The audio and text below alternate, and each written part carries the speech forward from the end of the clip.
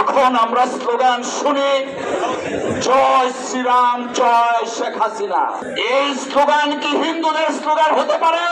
এই স্লোগান হচ্ছে আওয়ামী লীগের স্লোগান।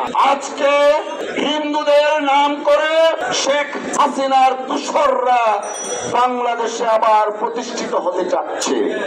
পলাতক শেখ হাসিনা রেজিমের সময় আইনজীবী এম.ইউ. আহমেদ আত্মত্যাগ করেছিলেন, আত্মদান করেছিলেন। রেজিম চলে গেছে, কিন্তু রেজিমের প্রেতাত্মারা আজকে আমাদের আরেক আইনজীবী ভাইয়ের জীবন কেড়ে নিয়েছে। আমি তার পরিবারের প্রতি সমবেদনা জ্ঞাপনা করছি এবং তার আত্মার শান্তি কামনা করছি।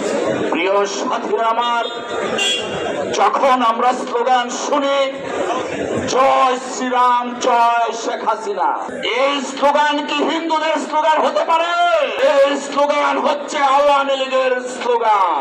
আজকে হিন্দুদের নাম করে শেখ হাসিনার দূষররা বাংলাদেশে আবার প্রতিষ্ঠিত হতে চাচ্ছে। প্রিয় ভাইয়েরা আমার, তারই অংশ হিসাবে আজকে ইসকনকে মাঠে নামানো হয়েছে।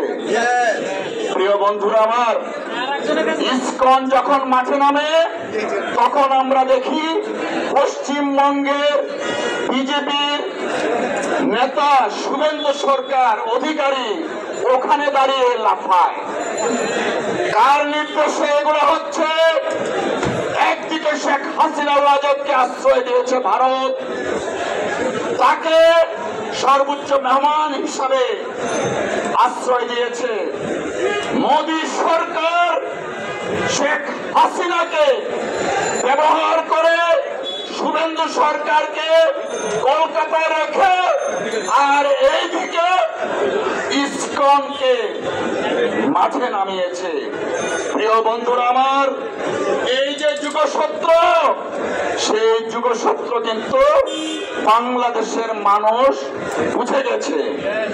আমরা হুঁশিয়ারি উচ্চারণ করে দিতে চাই, রেজিমের যারা আছো, রেজিম প্রধান ভারতে পালিয়ে যেতে বাধ্য হয়েছে, তোমরা কিন্তু বঙ্গোপসাগরে আশ্রয় পাবো না। প্রিয় বন্ধুরা আমার, আইনজীবী সমাজের উদ্দেশ্যে আমি একটা কথা বলতে চাই।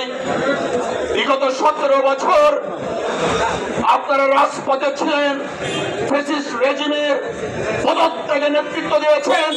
আজকে আমার ভাই আমাদের মাঝখান থেকে হারিয়ে গেছে। এই খুনিদের দৃষ্টান্তমূলক শাস্তি দাবি করছি, আর সেই শাস্তির জন্য আইনজীবীদেরও কিন্তু একটা ভূমিকা আছে।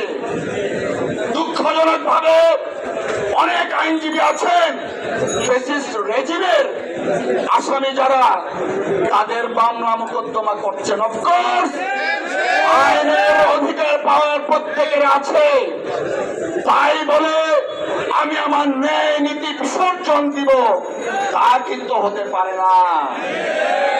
মনে রাখতে হবে, আমরা একটা আদর্শের জন্য লড়াই করছি, আমাদের আইনের শাসনের জন্য আমরা লড়াই করছি।